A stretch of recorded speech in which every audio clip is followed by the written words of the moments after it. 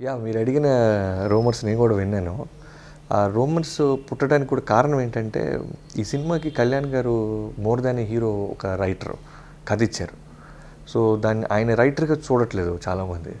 ఆయన స్పాట్‌లో ఉన్నప్పుడు మాట్లాడుతుంటే మేబీ ఆయన గెటప్ వేసుకోవటం వల్ల, మేకప్ వేసుకొని మాట్లాడటం వల్ల హీరోగా చూస్తున్నారు. మా అందరికీ ఏంటంటే ఆయన రైటరు. కథ ఇచ్చారు. మేమందరం ఏంటంటే పవన్ కళ్యాణ్ గారు హీరోగా పక్కన పెట్టేసి మేము రైటర్‌గా ట్రావెల్ అవుతుండేవాళ్ళం. ఆయన సీన్ చెప్పాలి, నేను డైరెక్టర్గా ఆ సీను నేను ఎలా దిగిపోతున్నానో, మీ ఇద్దరం జెల్ అయితేనే ఆ విజువల్ అవుట్పుట్ వస్తుంది.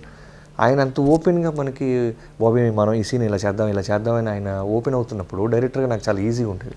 చూసే వాళ్ళకి ఎలా ఉంటుంది అంటే దూరం నుంచి ఇదేంటి హీరో డైరెక్టర్ని పక్క తీసుకెళ్ళిపోతున్నాడు, ఏం మాట్లాడుతున్నారు అనే ఒక ఎంతూజియాజం అని క్యూరియాసిటీ ఉండేది. దానికి కారణం ఏంటంటే ఆయన రైటర్. ఆయన రైటర్గా చూస్తే కనుక చాలా పాజిటివ్గా ఉంటుంది ఎన్విరాన్మెంట్. అంతకుమించి ఏం లేదు. ఆయన ఇంకొకళ్ళ దాంట్లో వేలు పెట్టి ఇబ్బంది పెట్టి అంత మనసు ఉన్న వ్యక్తి అయితే కాదు. ఎందుకంటే మీ అందరికీ తెలుసు, ఎక్కడో జనానికి సమస్య వస్తేనే వెళ్ళిపోయి అక్కడ పోరాడే ఒక వ్యక్తి ఇంకొక కుర్రోడే ఇంకొక డైరెక్టర్ ఫ్రీడమ్ లేబట్టి లాగేసుకోరు. మార్క్స్ గీస్ కాదు కదండి, మంచి రైటర్ ఆయన. ఆయన్ని మార్క్స్ వేసే అంత స్థాయి లేదు నాకు.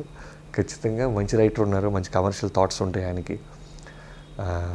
ఎక్కువ కష్టపడతారు, అదైతే ఖచ్చితంగా చెప్పగలను.